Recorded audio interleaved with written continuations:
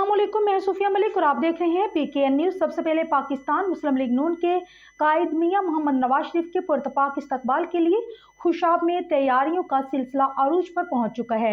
इस हवाले से PMLN की मुख्तलिफ इलाकों में मशावरती मीटिंग तवातर से जारी है। रिपोर्ट कर रहे हैं हमारे चीफ रिपोर्टर राजा नूर इलाही आतिफ। पाकिस्तान मुस्लिम लीग नून के कायद मियां मोहम्मद नवाज शरीफ के पुरतपाक इस्तकबाल के लिए खुशाब में तैयारियों का सिलसिला अरूज पर पहुंच चुका है। इस हवाले से PMLN के मुख्तलिफ इलाकों में मुशावरती मीटिंग तवातर से हो रही हैं।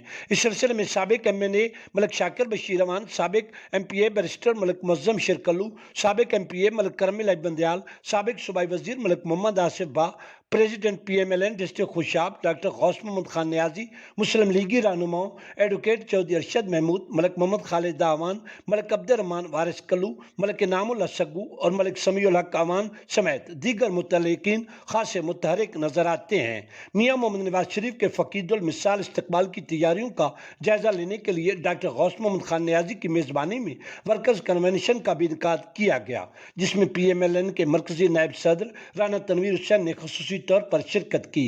इस मुशावरती इजलास में PMLN सरगोदा डिवीजन के सदर Chaudhry Shahnawaz Ranjha, divisional general secretary Humair Hayat Rokri, चारों जिला के सदूर और कौमी और सूबाई असम्बलियों के टिकट होल्डर शरीक हुए।